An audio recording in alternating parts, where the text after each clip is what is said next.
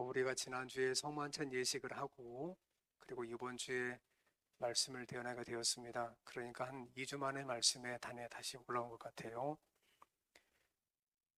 제가 오늘 여러분과 함께 살필 말씀은 하나님을 믿는 사람은 어떻게 자라고 성숙하는가, 이 부분에 대한, 이 질문에 대한 어느 한 부분만 제가 말씀을 좀 드리려고 합니다.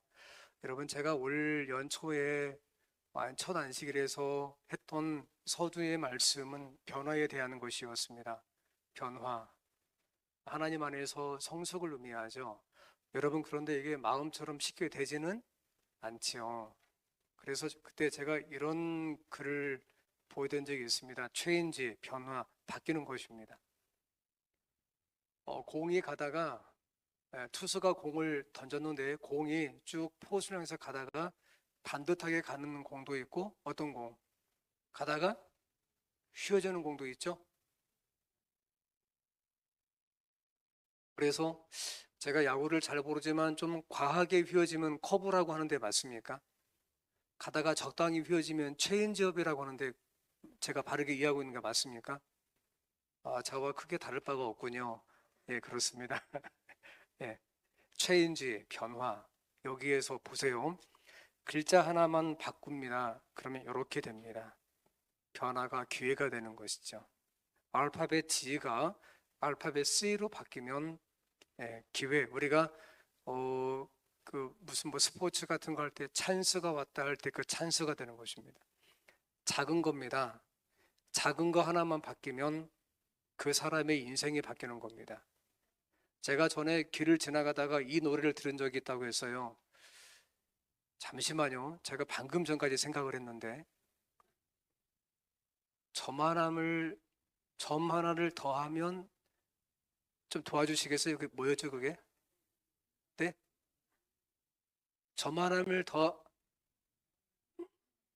점 하나를 더하면 남이 되고 점 하나를 빼면 맞습니다. 그 말씀입니다. 그러니까 그 굉장히 아름다운 시처럼 보니까 나중에 그게 과거의 노래 그 가사였어요.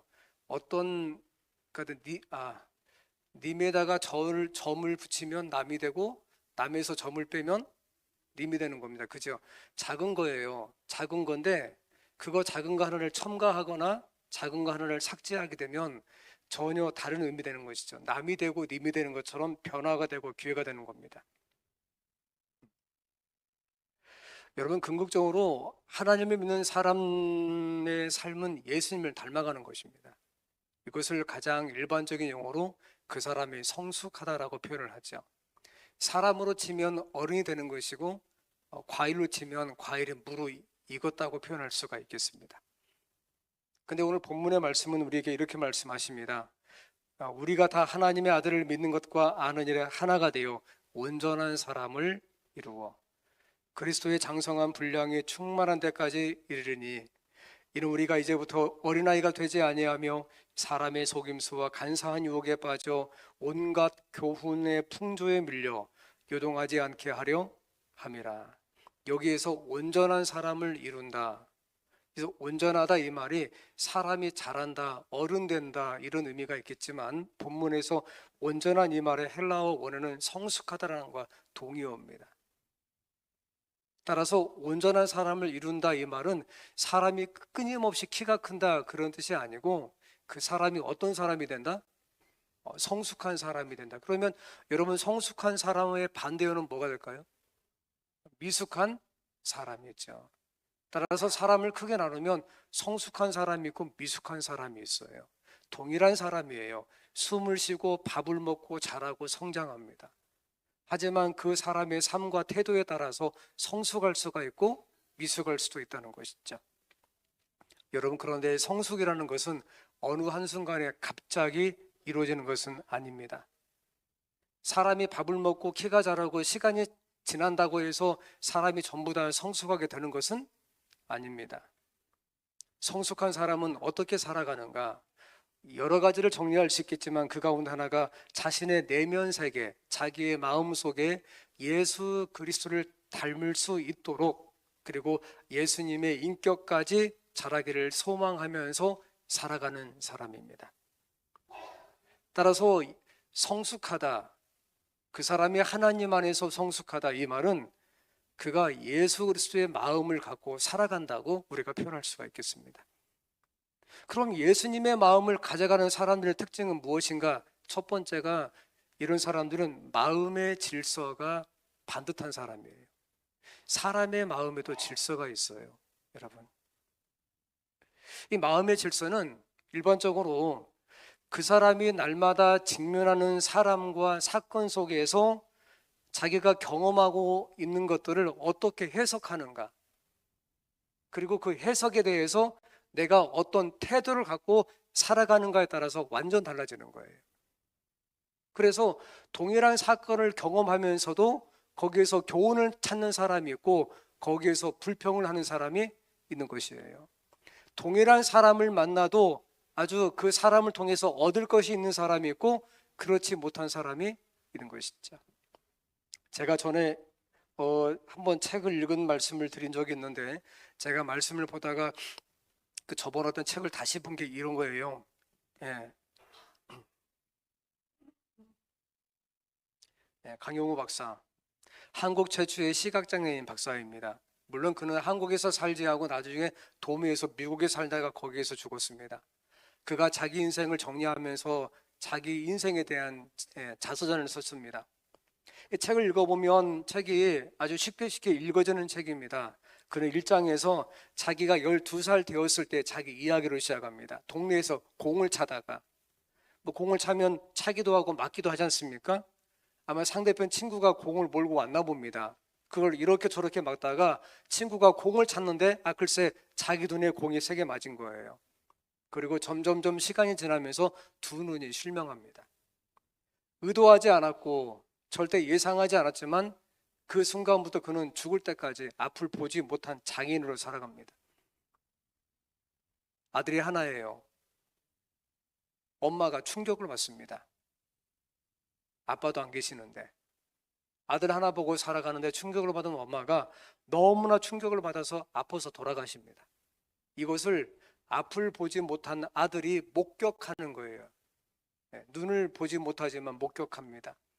누나가 다니던 학교를 관두고 동생을 위해서 봉제 공장에 들어가서 일하다가 과로사로 죽습니다. 자기가 어느 한 사건, 전혀 그날 예상치 못했던 그 한 사건을 말미암아 4년이 지나고 난 다음에 자기만 남아요. 갈 데가 없잖아요. 그래서 맹인들만 교육하는 곳에 들어가게 됩니다. 집안이 풍비박산나고 그는 그때부터 편견이 무엇인지, 천대가 무엇인지를 선수 피부로 느끼면서 평생을 살아갑니다. 그리고 그의 나이 68세, 그의 인생의 마지막이 다가왔을 때 마지막 원고를 준비해요. 그리고 책을 내지 못하고 죽습니다. 그러자 그의 자식들이 한 달 전에 돌아가신 아버지가 정리한 것을 만들어서 책을 낸 게 이거예요. 근데 그 머릿말에 그는 이렇게 어느 사건을 다르게 해석합니다. 하루는 그 머릿말 중간쯤 가게 되면 큰아이가 결혼을 해요. 그가 큰아이가 잠을 자다가 잠자리에서 기도해요, 하나님께. 근데 이렇게 기도합니다. 하나님, 우리 아빠 눈 좀 보게 해주세요. 그 어린아이가 기도하는 거예요. 그러니까 아버지는 보지 못하니까 그 아이의 소리를 듣겠죠. 그리고 그 기도를 듣고 아빠가 아이의 기도를 이렇게 아빠식으로 해석합니다. 그리고 그것을 그 밑에 문장에 이렇게 그가 서술을 해요. 아빠랑 공놀이도 하고 아빠가 운전하는 차도 타고 싶다는 게 그 이유였다. 기도하는 이유. 그러니까 아빠가 해석하는 거예요. 아이의 기도를 듣고, 그날 나와 아내는 비록 아빠가 공놀이를 해줄 수는 없지만 그보다 더 많은 것을 걸 해줄 수 있다고 가르쳐줬다. 그날부터 나는 어둠 속에서도 책을 읽을 수 있는 초능력자가 되었다. 아무 글자도 없이 올록불록 튀어나온 종이 위를 서로 쓱 만지는 것만으로도 뭔지 아시겠습니까? 무슨 자? 점자. 재미있는 옛날 이야기가 술술 쏟아지는 사람이 바로 나였다. 이게 서론에 있는 중간 문장이에요.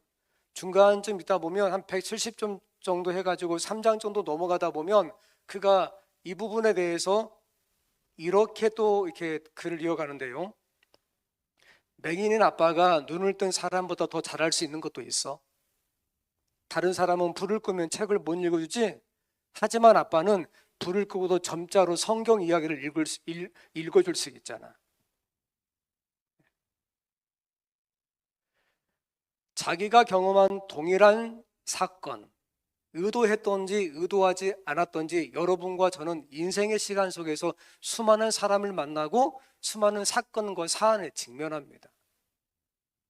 어떤 것들은 나를 기쁘게 하고 다른 것들은 평범하게 지나가고, 그리고 이게 머릿속에 임팩트 되는 것들은 나를 고통스럽게 하는 것들도 있습니다. 문제는 그것을 어떻게 바라보고 어떻게 해석하는가에 따라서 그 사람의 인생이 바뀌지만 동시에 그 주변 사람들의 인생도 완전 달라지는 것이에요. 이것이 내면 세계, 마음의 질서를 가진 신자의 반응력이에요. 우리가 하나님을 믿고 예수님의 마음을 갖고 그리스도 안에서 살아간다는 것은 그냥 다른 사람 보니까 교회 가서 복을 받고 잘 사는 게 아닙니다. 나에게 다가오는 내가 직면한 일상의 문제 가운데에서 내가 어떤 관점으로 인생을 살아가고, 그리고 하나님의 그 관점 가운데서 어떻게 긍정적인 해석을 찾아내고 이것을 내 삶에 어디까지 적용하는 거예요. 그 상황 속에서 교훈을 찾는 거, 여러분 이거 보통 능력 아닙니다. 그리고 그 상황을 하나님께 맡긴다는 것, 이건 정말 믿음이 있어야만 가능하죠. 그렇지 않으면 여러분과 제 삶은 우리가 성경을 보면서 하나님께서 우리에게 약속하시고 말씀하신 그 삶과 전혀 다른 삶의 양상으로 흘러갈 수밖에 없다는 거예요. 지금 보시는 것은 지도인데요. 저 지도는 인도네시아의 자카르타라고 하는 그런 그 수도를 중심으로 한 지도입니다. 그리고 보시는 사진은 자카르타의 저 북쪽에 있는 그 바다 쪽입니다.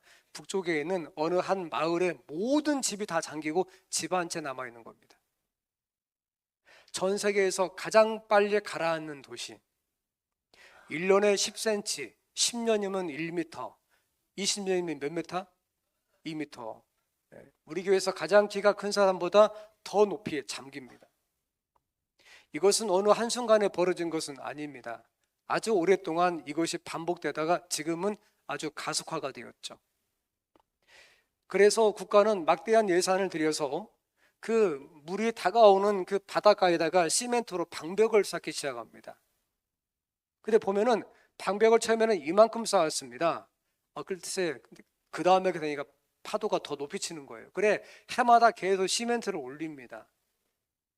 계속 올리다 보니까 이 시멘트 벽이 방벽이 이렇게 층층이 올라가게 돼요. 그러다가 최근에는 시멘트 방벽을 올리는 것을 포기했습니다. 불가능한 거예요. 날마다 바닷물이 밀려오는데. 그래서 이네들이 선택할 수 있는 유일한 방법은 인도네시아의 수도를 거기에서부터 1200km 떨어져 있는, 여러분 혹시 그 보르네오 섬이라고 들어봤습니까? 옛날에 가구 이름 가운데 보르네오 가구가 있었어요. 지금도 있나 모르겠지만. 지금도 있나요? 네, 어쨌든 네, 그렇습니다. 그 보르네오 섬으로 숲 전체를 옮기는 거예요. 안 되니까. 그러면 왜 이 나라의 이 수는 전 세계에서 가장 빨리 가라앉게 되었는가? 과도한 지하수 사용. 계속 속에서 인공적으로 물을 뽑아서 쓰다 보니까 나중에 땅속이 어떻게? 집안이 침하되는 거예요. 이것은 여기에서만 발생하는 것은 아니에요. 지금 보시는 이곳은 사우디아라비아예요. 왼쪽은 사막입니다. 그리고 오른쪽은 뭔지 아시겠습니까? 네, 밀 농장입니다. 사우디아라비아 1980년대에 세계에서 가장 많은 밀을 수출하는 국가였습니다. 우리가 보는 사우디아라비아는 거의 비가 오지 않는 사막 땅 맞습니다. 하지만 그네들은 기름을 팔아서 번 막대한 돈을 가지고 땅속에 구멍을 뚫었습니다. 그리고 기름층 옆에 있는 물을 뽑았었습니다. 대수층이라고 하죠. 자그마치 이걸 수십 년간 뽑아 쓰는데 돈이 많으니까 계속 뽑았습니다. 물이 많으니까 그 물을 갖다가 지하수를 가지고 이렇게 보시는 것처럼 농사를 지었습니다. 그래 사우디아라비아는 1980년대 전 세계에서 가장 많이 외국으로 밀을 수출했습니다. 그리고 지금 45년의 세월이 지났습니다. 사우디는 더 이상 농사를 짓지 않습니다. 그리고 다시 옛날의 사막으로 땅은 돌아갑니다. 왜 그럴까요? 더 이상 뽑았을 물이 있어요, 없어요? 없는 것입니다. 여러분, 우리가 하나님 안에서 신앙이 성숙된다고 하는데 이 성숙은 그냥 강제로 무엇을 뽑아 쓰거나 어떻게 내가 갖고 있는 능력으로 뭘 당기거나 해서 되는 것은 아닙니다. 경건의 모양은 흉내낼 수 있지만 경건의 능력은 우리의 것이 아니에요. 하나님 안에서 하나님께서 여러분에게 은사를 주셔야만이 얻을 수가 있는 것입니다. 그리고 이것은 소위 예수를 믿는 사람들에게 있어서는 말이에요, 예수님 안에 거할 때 하나님의 은혜 가운데 맺어지는 열매와 같다는 것 기억하셔야 돼요. 따라서 사람이 성숙하다, 어른이 된다, 다시 말해서 우리가 신앙의 성숙을 경험한다, 이것은 이게 열매를 맺는 거예요. 꽃이 아니라는 겁니다. 시편에 보게 되면 이런 말씀이 있습니다. 복 있는 사람은, 하나님으로부터 복 받는 사람은 오직 여호와의 율법을 어떻게 즐거워하여 그 율법을 주야로 뭐 한다고요? 묵상한다고요. 이게 얼마나 중요한지 아십니까, 여러분? 제가 전에 그랬잖아요. 제가 어느 집에 방문을 갔는데 요양원에 가서 나은 사람 이야기를 해주더라고. 그래 저는 거기에서 현미밥도 먹고 운동도 하고 수치료하고 노래 부르고 웃음 치료하고 해서 나은 줄 알았어요. 그게 아니라는 거야. 그 요양원에 갔는데 거기는 건강시 밥 외에 다른 것이 없다는 거예요. 그래 그 사람이 어떻게 나왔냐고 했더니 그 사람이 암 말기 환자가 요양원에 갔습니다. 삼선병원에 갔는데 안 된다는 겁니다. 그래 찾아 어떤 사람이 소개해서 갔다는 거예요. 갔더니 딱 하루에 2번만 예배를 드리더라는 거예요. 아침에 한 번, 저녁에 한 번. 특별한 뭐 치료하는 것도 없고 병원처럼 주사나 약을 주는 것도 없고. 그래 원장님을 찾아갔더니 원장님이 그래요. 뭐 그러면 정 하실 게 없으면 하루에 5,000번씩 하나님의 이름을 불러보세요. 몇 번씩이요? 자기는 예수를 믿는 사람도 아니고 그렇다고 자기가 예수를 믿지 않기 때문에 성경에 대해서 아는 것도 아니고 병원에서 받아주지 않아서 누가 소개하니까 답답해서 왔는데 기껏 한다는 소리가 하나님의 이름을 몇 번요? 여러분 그런 말씀 드리면 어떨 것 같아요? 야, 참 정말 놀라운 비법이다 이런 생각이 드시겠어요? 아니면 다른 생각 드시겠어요? 나왔다는 거예요. 그냥 방 안에 있으니까 할 일이 있냐? 없지요. 아침에 한번 저녁에 한번 예배 이게 전부 다인데 때가 되면 가서 밥 먹는 거에 다른 게 없단 말이에요. 근데 보니까 오전에 날씨가 좋으니까 사람들이 그 요양원 주변에 그 요렇게 오솔길로 왔다 갔다 산책을 하더라는 거예요. 그래 자기도 따라갔지요. 그랬더니 어떤 사람은 노래를 부르면서 다니는 사람이 있고요. 어떤 사람은 막 기쁘게 웃으면서 대화하는 사람인데 실은 전부 다 환자들이거든요. 자기만 얼굴을 찌푸리고 있더라는 거야. 그래 한 발짝 뗄 때마다 이렇게 뗍니다. 한 발짝 떼면서 하나님, 두 번째 떼면서 하나님, 구령을 붙이듯이. 여러분 그 하나님 이름 부를 때 내가 10번 불렀으니까 20번 불렀습니까 하면서 세면서 부르십니까? 아니요. 하루가 지나고 이틀 지나고 3일 지니까 하나님 뒤에 문장이 늘어났는데 이런 문장이 늘어나더래요. 저 좀 살려주세요. 그래 시간이 조금 더 지나니까 힘이 붙고 그래서 옆에 사람이 지나가면서 하는 거 보니까 뭐 하나님 감사합니다 이런 얘기하길래 자기는 감사할 것도 없는데 자꾸 감사 따라했다는 거예요. 어느 순간에 보니까 자기 마음에 감사가 들어왔다는 게 아니겠습니까? 예. 그리고 거기 갔다 와서 함께 만났던 분이 와서 저한테 그래요. 목사님, 글쎄 그분이 5,000번 불렀더니 나았다는 거예요. 이런 경우도 있구나. 참 제 마음에 감동이 되었어요. 여러분, 우리가 인생을 볼 때 인생 자체를 어떻게 해석할 수 있는 능력이 우리한테 없어요. 즉 사람에 따라서 인생이 동일하지 않기 때문에 모든 인생의 원리를 여기에 저기에 다 적용할 수 없다는 거예요. 하지만 성경은 말씀하시기를 복이 있는 사람은 오직 여호와의 율법을 즐거워하는데 그 율법을 주야로 묵상한다고요. 하나님의 말씀을 온전히 자기의 마음 속에, 자기 삶 속에 두면서 소화시키면서 살아간다는 거예요. 연말이 되었습니다. 체인지가 찬스가 변화가 기회가 되기를 우리는 소망했죠. 여러분은 얼마나 변화가 되고 그리고 얼마나 여러분 성숙하게 되었는가요?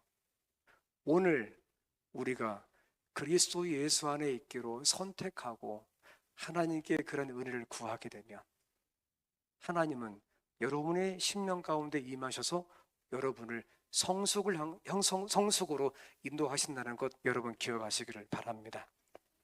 3절 그는 시냇가에 심은 나무가 철을 따라 열매를 맺으며 그 잎사귀가 마르지 아니함 같으니 그가 하는 모든 일이 다 어떻게 형통하리로다.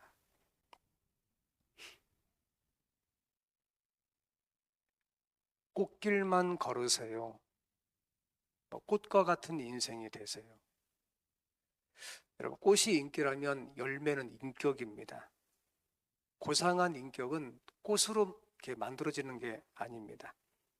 영감의 기별에 보면 교회증언 4권 62쪽에 고상한 인격을 얻으려면 첫 번째 용기가 필요하고 두 번째 저항이 필요하대요.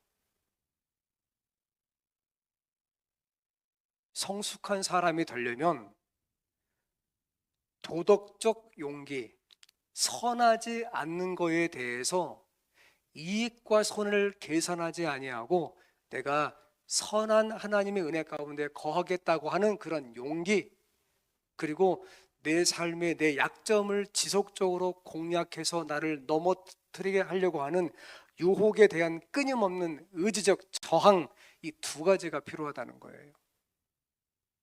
이것을 쉬운 용어로 우리가 말씀드리게 되면 이렇게 할 수 있습니다.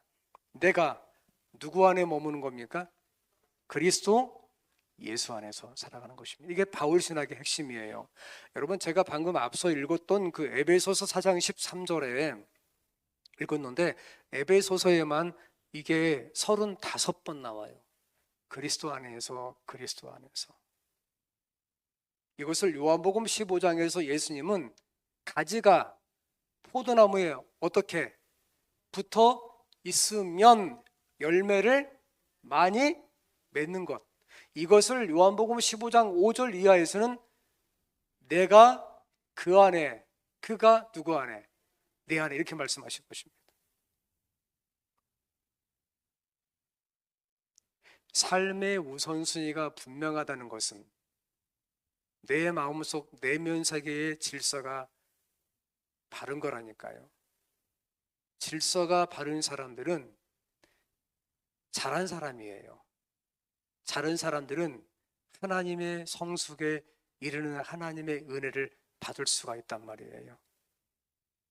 오늘 제가 읽었던 본문의 앞선 배경은 이와 같습니다. 4장 1절에서 제가 쉬운 말 성경으로 드리면 1절에 여러분은 하나님께 부르심을 받은 사람들이니 그 부르심에 합당한 삶을 살아가십시오. 7절 우리 각자는 그리스도께서 나눠주신 분량에 따라서 하나님의 은혜를 받았습니다. 이것을 우리가 달란트라고 불러요. 은사라고 부르죠. 은사를 우리말로 번역할 때 영어 성경은 기프트라고 했으니까 선물이라고 말할 수가 있겠죠. 선물, 값없이 우리가 그런 능력이 없지만 하나님께서 여러분 각자에게 주신 달란트, 은사가 있단 말이에요. 그래서 하나님께서는 어떤 사람을 교사로 부르시고 어떤 사람을 목사로 부르시고 어떤 사람을 장로로 부르시고 어떤 사람을 집사로 부르시고 어떤 사람을 작은 사역처럼 보이지만 그 교회의 어느 한 직분에 부르시는 거예요.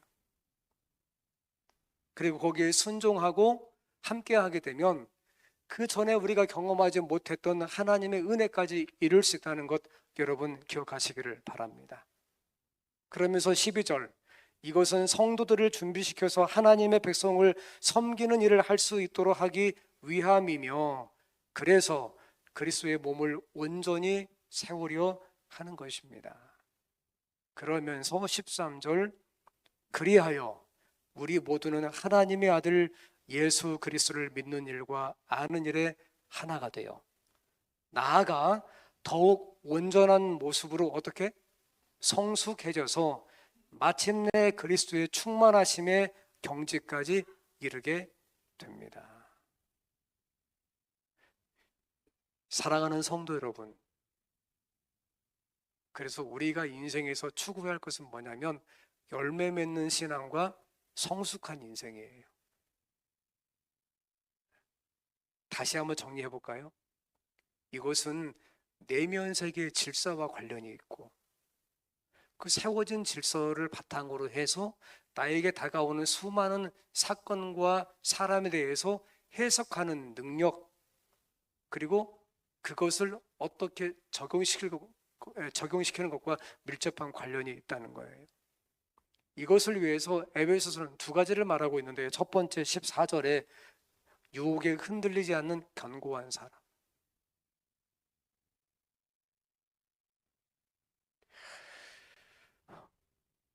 여러분, 바람이 불면 나무가 어떻게 되죠? 흔들리죠. 그죠? 흔들리면 그 상태로 흔들리나요? 흔들리면서 흔들리지 않도록 노력을 할까요? 여러분, 바람이 여러분에게 강하게 불면 사람도 흔들리겠죠. 그냥 그 상태로 내버려 두나요? 흔들리지 않기 위해서 노력을 하시나요? 그러면 어떤 노력을 할 수 있을까요, 우리가? 발을 땅에 대고, 그죠? 우리가 버티는 거죠. 나무도 마찬가지예요. 나무도 바람이 불면 버티는 거예요. 나무가 버틸 수 있는 최고의 방법은 무엇을 하는 겁니까? 뿌리를 어떻게 깊이 내리는 거예요. 그래서 어떤 신학자는 이렇게 해석을 해요. 고난이 무엇인가? 고난은 가장된 하나님의 축복이다. 이렇게 해석하기도 해요. 바람이 불지 않으면 뿌리가 내리지 않아요. 가뭄이 오지 않으면 굳이 깊이 내려갈 필요가 없지요. 어떤 때는 해가 뜨고 어떤 때는 바람이 불고 다른 때는 비가 오고 어떤 때는 정말 가뭄이 오겠죠. 하지만 그 모든 것들을 어떠한 관점으로 해석하는가에 따라서 완전히 뿌리까지 달라지는 것이죠. 마음의 질서를 세운다. 내가 하나님의 관점으로 내 삶의 모든 것들을 해석한다. 이런 것들은 유혹에 흔들리지 않는 견고한 사람이 되는데 너무나 중요한 것입니다.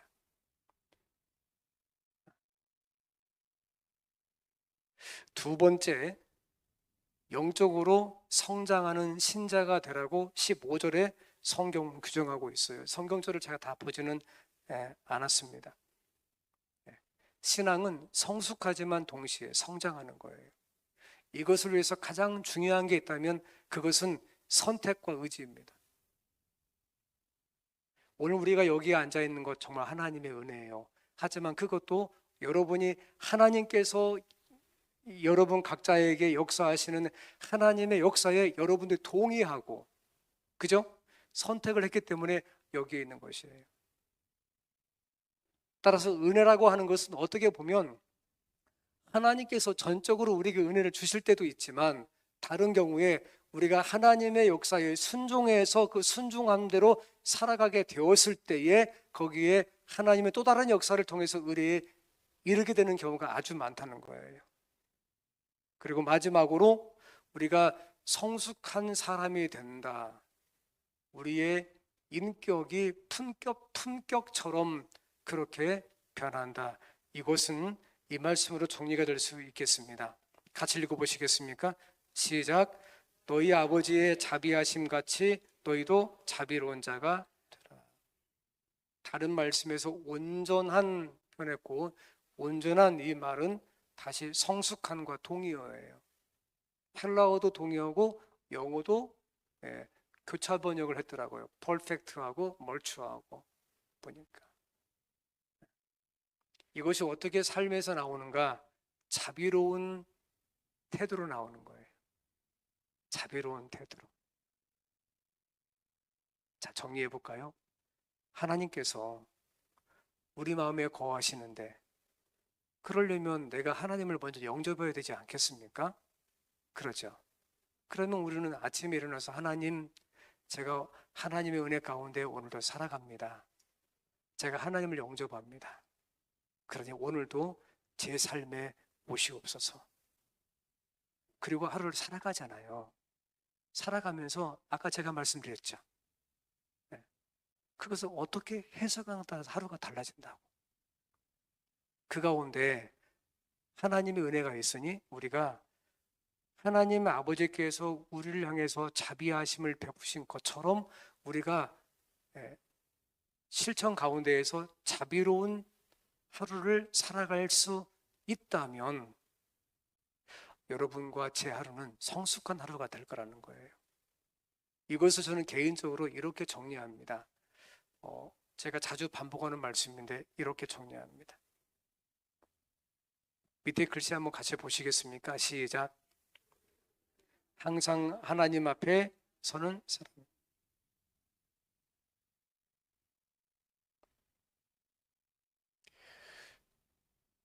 우리는 항상 하나님 앞에 서는 사람입니다. 이번 주에 실은 저는 대략 한 200통 이상의 전화를 받은 것 같습니다. 얼마나 많이 받았는지 하루 종일 배터리가 닳아질 만큼 전화를 많이 받았습니다. 여러 사람을 만난 일이 있었습니다.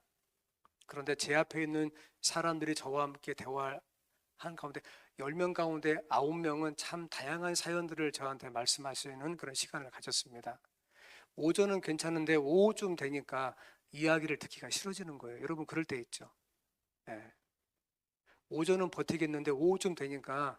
그리고 어떤 분은요, 이게 뭐가냐면 그 레코드판 돌아가는 것처럼 똑같은 얘기를 계속 2시간씩 반복해 보세요. 이거 잘하면 외우겠어요, 이것도 한번 이렇게. 근데 순간 제 마음에 어떤 마음 들었냐면 이런 생각 들었어요. 내가 이걸 왜 들어야 되지? 지금 말씀하신 거 보니까 아까 했던 얘기 이 다음에 또 레코드판 들어가듯이 분명히 이거 나올 건데 그 순간 제 마음에 막 짜증이 나는 거예요. 이게 마음이 이게. 근데 번뜩 생각되는 게 코람데오. 누구의 앞에서? 하나님의 앞에서. 이걸 번역할 때 그 종교교육 때의 모토인데 Before the face of God 그랬어요. 하나님의 면전에서, 하나님의 얼굴 앞에서 이런 뜻이거든요. 이 말씀이 생각났어요. 코람데오. 그래 자세를 고쳐 먹었어요.